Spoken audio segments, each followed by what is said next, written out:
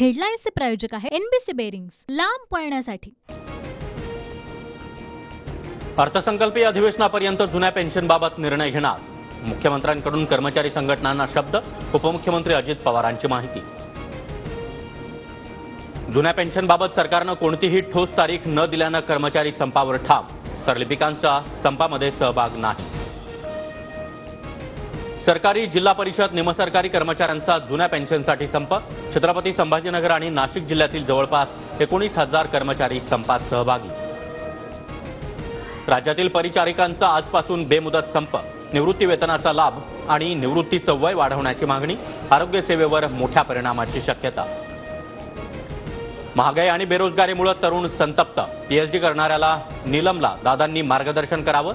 संजय राऊतांचा अजित पवारांना टोला, तर राऊतांकडून अजितदादांचा भाजपचे उपमुख्यमंत्री असा उल्लेख। सोम्यागोम्याला मी उत्तर देणार नाही, राऊतांकडून दादांचा भाजपचे मुख्यमंत्री उल्लेखानंतर अजित पवारांची प्रतिक्रिया। बीडमधील दंगलीमागेही भुजबळच, जरांगेंचा आरोप, तर फडणवीसांनी भुजबळांचा डाव समजून घ्यावा। भुजबळांना कशाला कोण गोळी घालेल, जरांगे यांचा हल्लाबोल। अटक केलेले लोक जरांगेंसोबतचे। बीडमध्ये जाऊन माझ्याच लोकांची घरं जाळण्याइतका मी अमानुष नाही, मंत्री छगन भुजबळ यांचं जरांगेंना प्रत्युत्तर। छगन भुजबळांकडून स्वतःचं वजन वाढवण्याचा प्रयत्न, भुजबळांना कोण कशाला धमकी देईल, अंबादास दानवेंची टीका। भुजबळांना धमकी आली असेल तर सुरक्षेची जबाबदारी सरकारची, मंत्री उदय सामंत यांची प्रतिक्रिया। सरकारला मागासवर्ग आयोगामध्ये ओबीसी प्रतिनिधी नको होते, विजय वडेट्टीवार यांची राज्य सरकारवर टीका। मतदानाचं स्ट्रक्चर आणि सोशल मीडियावर लक्ष ठेवा, बैठकीत फडणवीसांचा भाजप आमदारांना कानमंत्र। संसदेत घुसखोरी प्रकरणी चौघांवर यूएपीए अंतर्गत गुन्हा। लोकसभा सचिवालयाकडून 7 कर्मचाऱ्यांनी निलंबित। खासदारांच्या पीएला देखील संसदेत प्रवेश नसणार। संसदेमध्ये घुसखोरी करणाऱ्या 4 जणांची 1.5 वर्षांपूर्वी फेसबुकवर ओळख। भगतसिंह नावाचा ग्रुपही तयार। मणिपूर घटना, शेतकरी आंदोलन आणि महागाईवरून सरकारला इशारा देण्यासाठी कट रचला, सूत्रांची माहिती।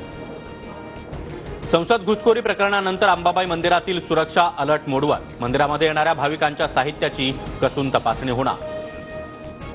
शिवसेना आमदार अपात्रता प्रकरणी विधिमंडळ सुप्रीम कोर्टाकडे 3 आठवड्यांची वेळ मागणार। विधिमंडळ आज याचिका दाखल करण्याची शक्यता।